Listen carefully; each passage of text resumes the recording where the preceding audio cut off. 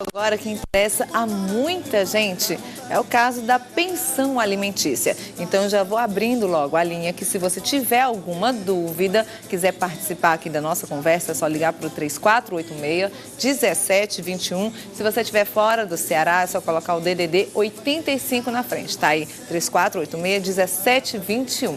Bom dia, doutor Carlos Rebouças. Bom dia, Babi. Tudo bom? Tudo bom.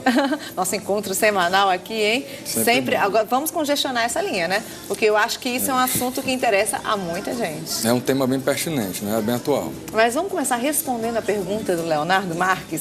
Pensão alimentícia, dá cadeia ou não dá? Sim. Quando se fala em pensão alimentícia, pensa-se apenas na pensão do filho, né, do pai para o filho. Né, quando, na verdade, o dever de prestar alimentos, o Código Civil diz o quê? Que o dever de prestar alimentos cabe aos companheiros, aos cônjuges e aos parentes. Né? Esse parentesco é até o grau de irmão, certo? Não passa para tios ou sobrinhos. E a pensão alimentícia que dá a cadeia é essa pensão alimentícia que deriva da obrigação de família. Né? Porque tem alimentos também, por exemplo, de um ato civil que você comete ilícito. E aí gera um direito, aquela pessoa que sofreu o dano, de uma pensão alimentícia. Essa não daria cadeia. Mas respondendo à pergunta que foi feita, sim, a pensão alimentícia hoje, como o próprio Leonardo falou, é uma das poucas coisas que a cadeia é certa no nosso país. Se você deve alimentos, se programe.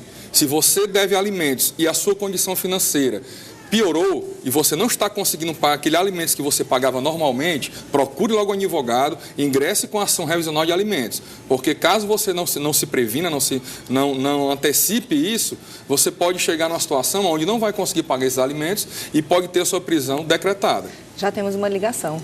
Alô? Alô? Bom dia. Bom dia. Eu estou falando com quem? É com a Marília. Oi, Marília. Oi. Você tem...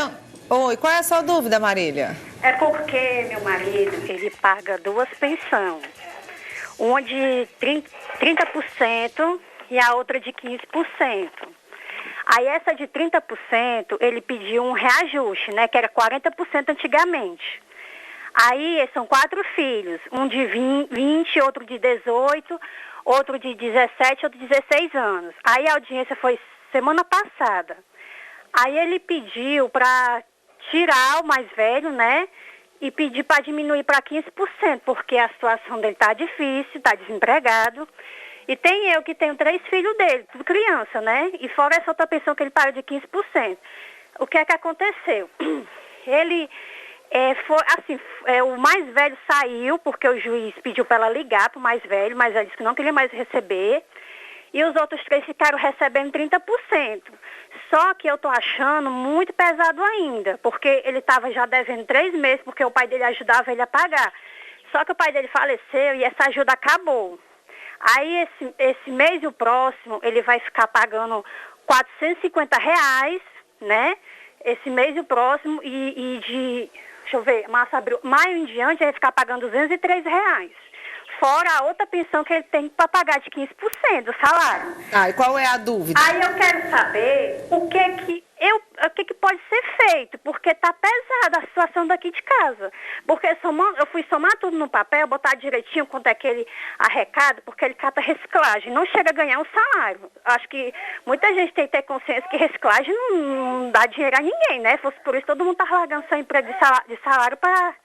e catar reciclagem. Okay. Aí, juntando a Bolsa Família, o que vai sobrar para mim e para os meus filhos só é R$45. Aí eu quero saber do advogado o que é que pode ser feito, se eu posso me meter na história, se pode recorrer, o que é que pode ser feito, porque eu, sinceramente, na minha opinião, isso aí está muito errado. Advogado? Não, mas olha, esse caso dela é interessantíssimo, porque envolveu todos os assuntos pertinentes a alimentos. Né? Então, vai ser bom que nós podemos explicar algumas coisas. Primeiro, o direito de alimentos para filhos, ele não acaba com a maioridade, certo? O direito de alimentos para filhos, primeiramente, o direito de alimentos é entre parentes, ascendentes e descendentes, e linha infinita.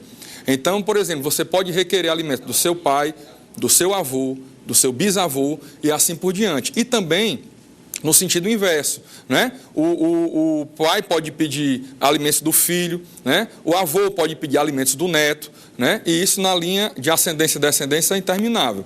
E esses alimentos, ele não vai... É lógico que se um avô pode pedir do neto, isso não acaba com esse direito com a maioridade. O que se tem na jurisprudência é que o filho que cursa faculdade, cursa um nível superior, ele tem o direito desses alimentos até a conclusão dessa faculdade. Claro que se não ficar comprovado que é protelatório esse curso para ficar recebendo alimentos ad eterno, né? Então, tem-se uma jurisprudência que até 26 anos de idade, aquela pessoa que cursa nível superior tem direito a alimentos. Os alimentos ele podem ser pleiteados diretamente do pai, e o Código Civil de 2002 trouxe uma inovação, que é o dever de pagar alimentos solidariamente. Exemplo, se você pega alimentos do pai e ele não tem condições de suprir todo aquele alimento, eu posso pedir solidariamente ao avô também. E aí o pai e o avô vão pagar esses alimentos.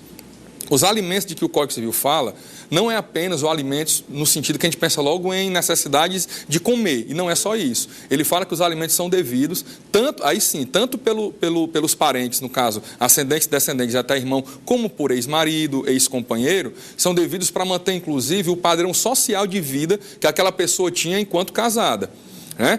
Tem que ser compatível. Então, esses alimentos, como é que um juiz vai calcular? Aí ela perguntou o seguinte: posso fazer alguma coisa? Não, ela não pode se meter, porque essa é uma relação entre os parentes, pai e filho.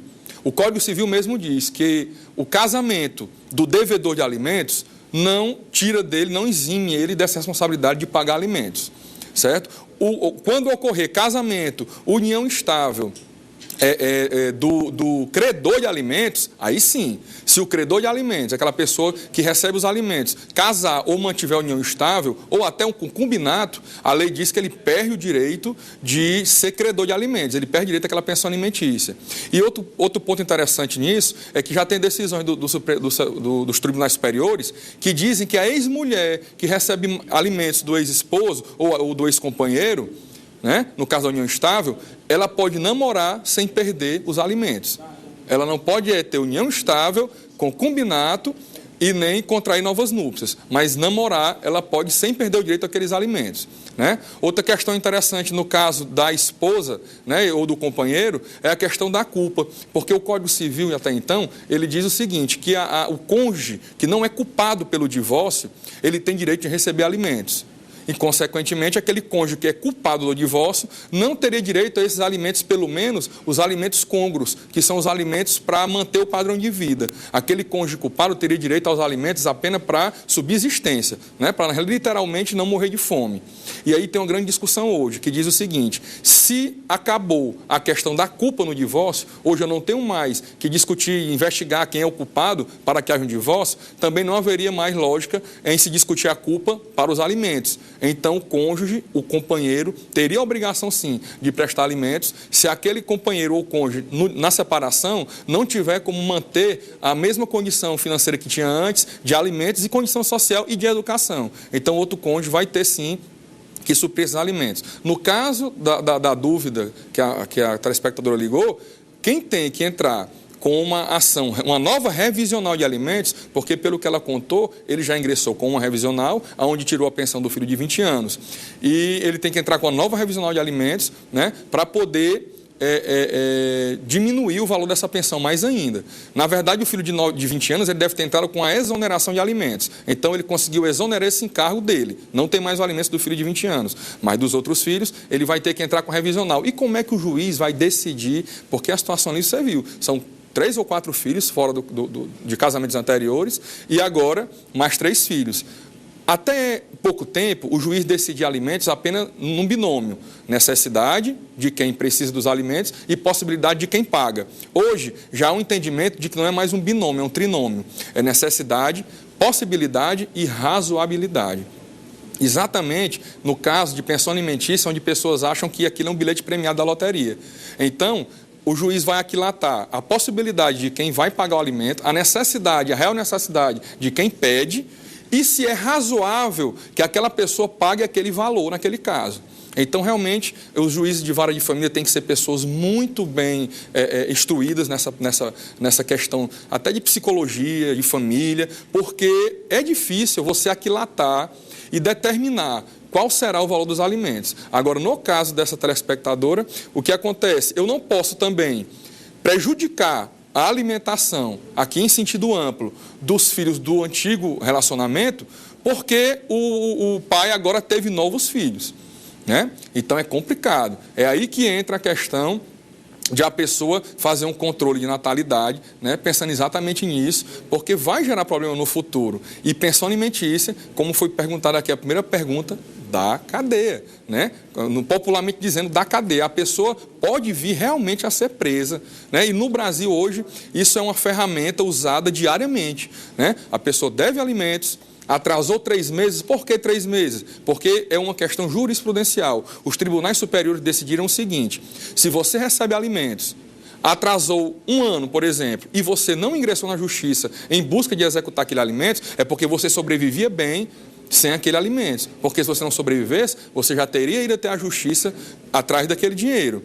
A partir do momento que você vai perseguir judicialmente a pessoa para executar, o valor devido que pode gerar cadeia é o valor de 3 meses de pensão alimentícia atrasadas e mais as que estão por vencer durante o processo.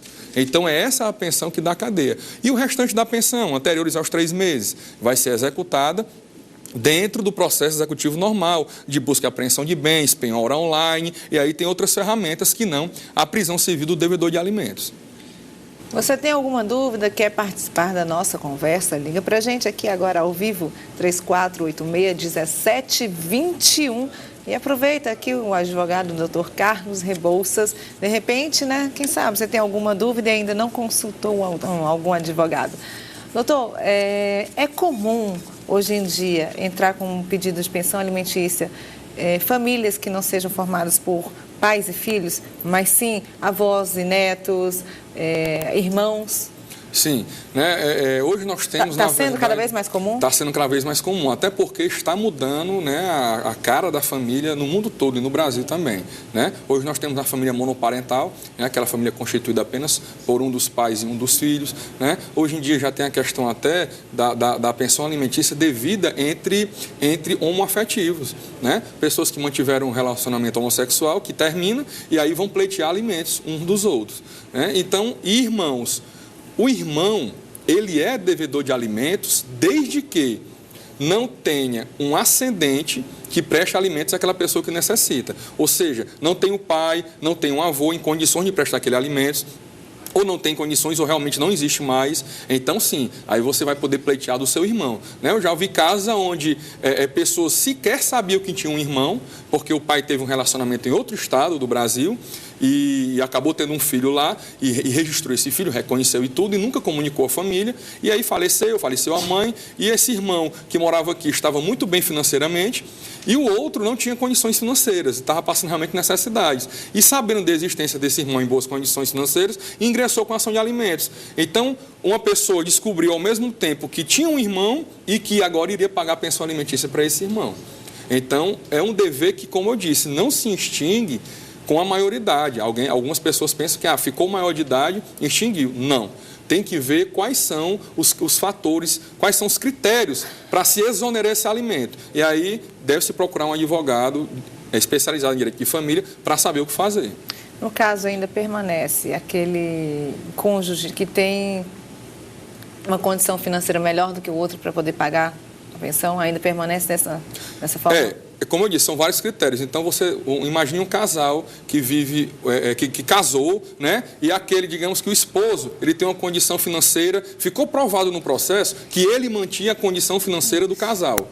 Ele que pagava os cartões de crédito, ele que bancava as viagens ao exterior, as viagens aqui dentro do Brasil, né? Então, ele que mantinha um padrão social que aquele casal vivia, né? Apesar de a esposa trabalhar, mas não era ela que mantinha esse padrão social. Então, no divórcio, né, independente de culpa, no divórcio, hoje em dia, independente de culpa, aquela pessoa vai poder sim pleitear alimentos, inclusive na maneira que o Código fala. Quando o Código fala em alimentos, a primeira coisa que ele fala é isso, que eles podem ser pleiteados para manter o padrão de vida, inclusive garantir a educação daquela pessoa que necessita dos alimentos. Obrigada, doutor. Passa tão rápido quando você vem aqui, né? O assunto é tão interessante. Olha, a Marília, não é Marília o nome dela? Marília, obrigada, viu, pela sua participação. Acabou que eu nem consegui falar com você depois que ele respondeu. Obrigada mesmo. Espero que realmente você tenha conseguido, né, tirar as dúvidas da Marília. Espero que sim. Tomara, né? Mas acho que sim, você explicou muito, muito bem. Olha só, no próximo bloco tem o quadro Artista é Você, tem muito humor, então se prepara, você vai rir bastante aqui no Matina. No próximo bloco eu volto.